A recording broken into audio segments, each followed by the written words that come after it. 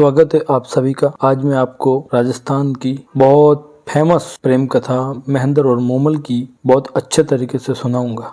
गुजरात का हमीर जडेजा अपने ससुराल अमरकोट सिंध आया हुआ था। अमरकोट जो वर्तमान में पाकिस्तान में है, उसका विवाह अमरकोट के राणा विसल दे सोडा की पुत्री से हुआ। विसल दे का पुत्र महेंद्र और हमीर हम उम्र थे, इसलिए दोनों में खूब जमती थी। साथ खेलते, खाते, पीते, शिकार करते और मौज करते। एक दिन दोनों शिकार करते समय एक हिरण का पीछा करते करते दूर लुद्रवा राज्य की काक नदी के पास आ पहुंच। उनका शिकार हिरण अपनी जान बचाने काक नदी में कूद गया। दोनों ने ये सोच के बेचारे हिरण ने जल में शरण ले ली, अब उसे क्या मारना। शिकार को छोड़ जैसे दोनों ने इधर उधर नजरें दौड़ाई तो नदी के उस पार उन्हें एक सुंदर बगीचा और उसमें बनी एक 2 मंजिला जरोकेदार मेड़ी दिखाई दी। इस सुनसान स्थान में इतना सुहावना स्थान देख दोनों की तबीयत प्रसन्न हो गई। अपने घोड़े नदी में उतार दोनों ने नदी पार करके बगीचे में प्रवेश किया।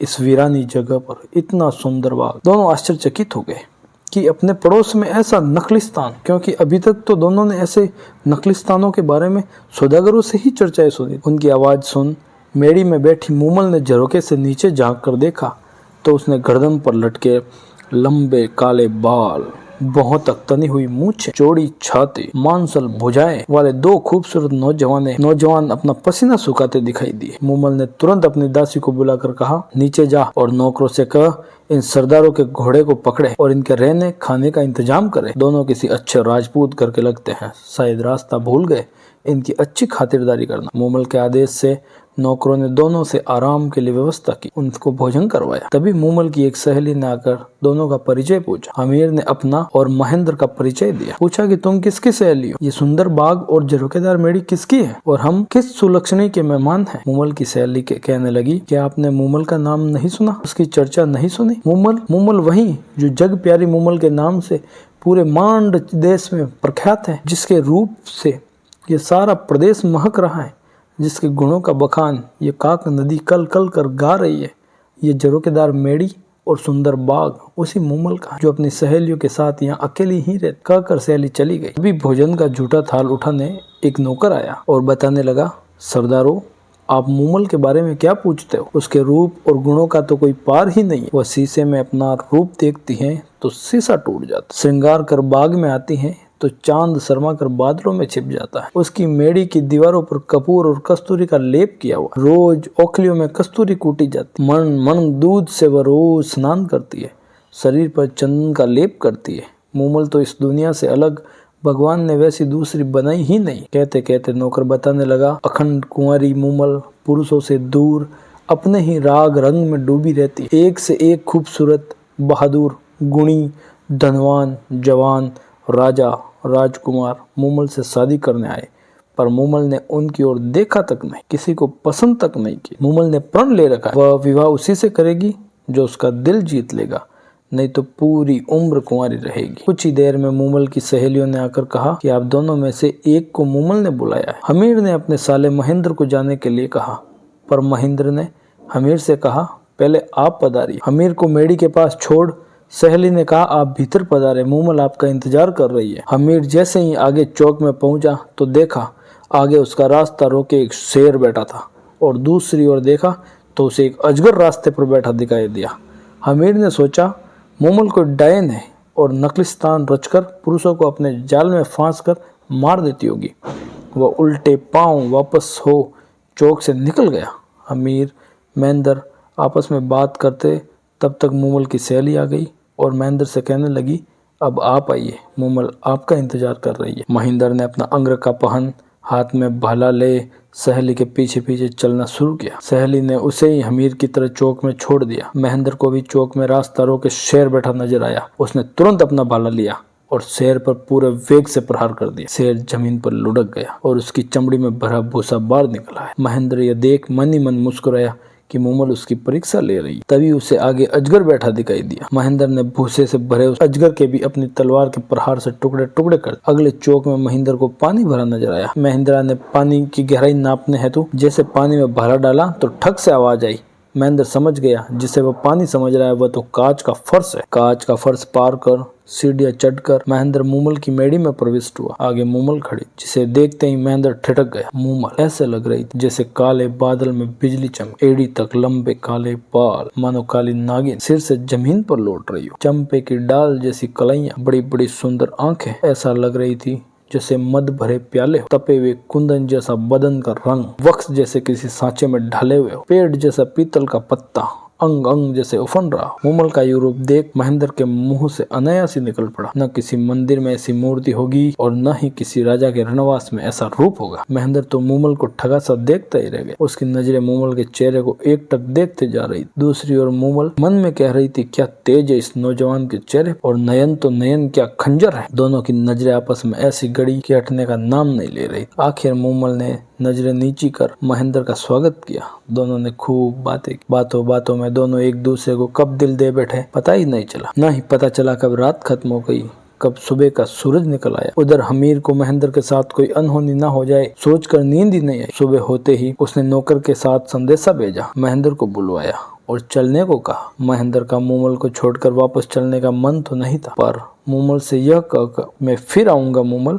बार बार आकर तुमसे मिलूंगा। दोनों वहां से चल दिए। हमीर गुजरात अपने वतन रवाना हो गया और महेंद्र अपने राज्य अमरकोट। मूमल से वापस आकर मिलने का वायदा कर महेंद्र अमरकोट के लिए रवाना तो हो गया, पर पूरे रास्ते उसे मूमल के अलावा कुछ और दिखाई ही नहीं दे रहा था। वह तो सिर्फ यही गुनगुनाता जा रहा, मारी माडे चिए मूमल, हाले नी अमराने देश, है मेरे मांडी देश की मूमल, आओ मेरे साथ अमरकोट चलो। महेंद्र अमरकोट पहुंच। वहां उसका दिन तो किसी तरह कट जाता था, पर शाम होते ही उसे मूमल ही मूमल नजर आने लगा। वह जितना अपने मन को समझाने की कोशिश करता, उतनी ही मूमल की यादें और बढ़ जाती। वह यही सोचता, कैसे लुद्रवा पहुंच मूमल से मिला जाए। आखिर उसे सूझा कि अपने ऊंटों के टोले में ऐसा ऊंट खोजा जाए जो रातों रात लुद्रवे जाकर सुबह होते ही वापस अमरकोट आ सके। उसने अपने राय का रामू ऊंट चराने वाले को बुलाकर पूछा तो रामू ने बताया कि उसके टोले में एक चित्तल नाम का ऊंट है जो बहुत तेज दौड़ता है। वह उसे आसानी से रात को लुद्रवे ले जाकर सुबह होने से पहले यहाँ ला सकता है अमरकोट। फिर क्या था, रामू रोज शाम को चित्तल ऊंट को सजाकर महेंद्र के पास ले जाता और महेंद्र चित्तल पर सवार होकर एड लगाता लुद्रवा पहुंच मूमल के पास चला जाता। तीसरे पहर महेंद्र फिर चित्तल पर चढ़ता और सुबह होने से पहले अमरकोट आ जाता। महेंद्र विवाहित था,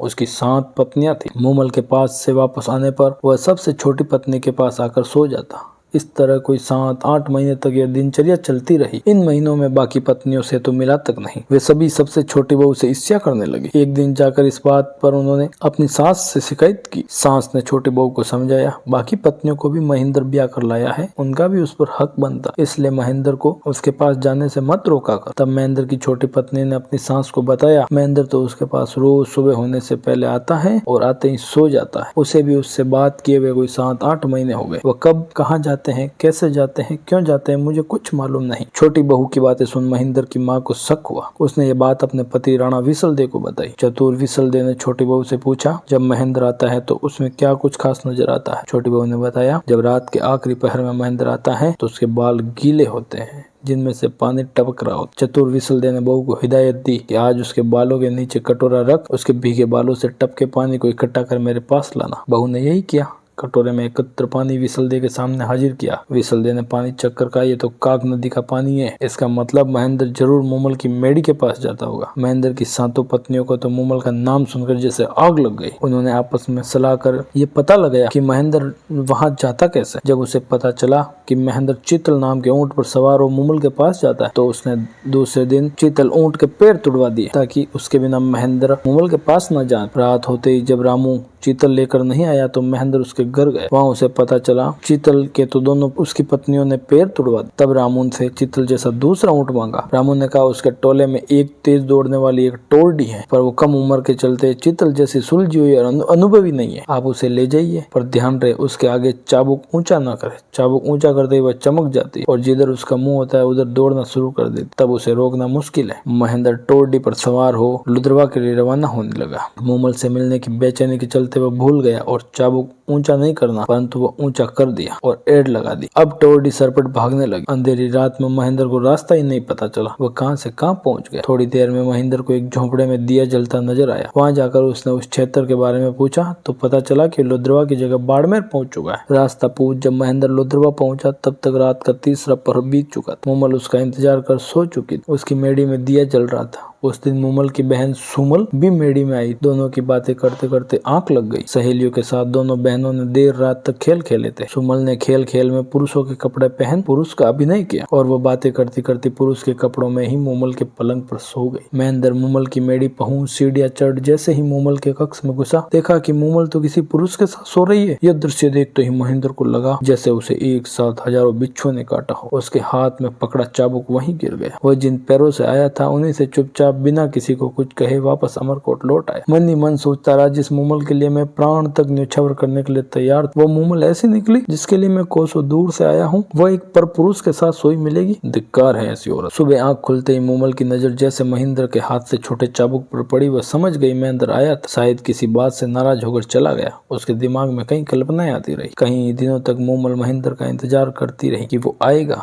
और जब आएगा तो सारी गलतफहमियां दूर हो जाएगी, पर महेंद्र नहीं आया। मूमल उसके वियोग में फीकी पड़ गई। उसने श्रृंगार करना छोड़ दिया, खाना पीना भी छोड़ दिया। उसकी कंचन जैसी काया काली पड़ने लगी। उसने महेंद्र को कई चिट्ठियां लिखी, पर महेंद्र की पत्नियों ने वह चिट्ठियां महेंद्र तक पहुंचने ही नहीं दी। आखिर मूमल ने एक गायक को बुलाकर महेंद्र के पास भेजा, पर उसे भी महेंद्र से नहीं मिलने दिया गया। पर वह किसी तरह महेंद्र के महल के पास पहुंचने में कामयाब हो गया और रात पड़ते ही उसने मांड राग में गाना शुरू। तुम्हारे बिना सोडा राण ये धरती धुंधली, तेरी मूमल रानी है उदास, मूमल के बुलावे पर असल प्रियतम महेंद्र अब तो घर आओ। गायक के द्वारा गाई गई मांड सुनकर भी महेंद्र का दिल नहीं। उसने गायक को कहला भेजा, मूमल से कह देना न तो मैं रूप का लोभी हूँ न ही वासना का कीड़ा। मैंने अपनी आंखों से उस रात का चरित्र देख लिया जिसके साथ उसकी घनिष्ठता है, उसी के साथ रहे। मेरा अब उससे कोई संबंध नहीं। गायक द्वारा सारी बात सुनकर मूमल के पैरों तले की जमीन ही खिसक गई। अब उसे समझ में आया कि महेंद्र क्यों नहीं आया।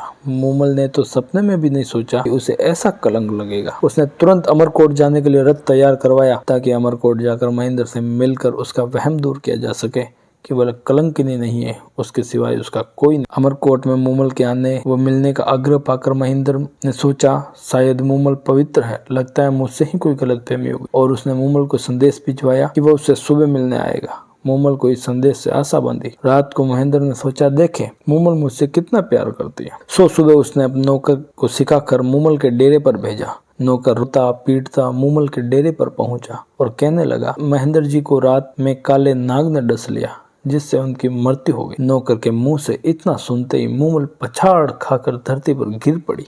पड़ते ही महेंद्र के वियोग में उसके प्राण पखेर उड़ गए। महेंद्र को जब मूमल की मृत्यु का समाचार मिला तो वह सुनकर उसी वक्त पागल हो गया और सारी उम्र हाय मेरी प्यारी मूमल, हाय मेरी प्यारी मूमल कहता फिरता रहता। एक और जैसलमेर के पास लुद्रवा में काक नदी आज भी कल कल करती मूमल और महेंद्र की अमर प्रेम कहानी सुना रही।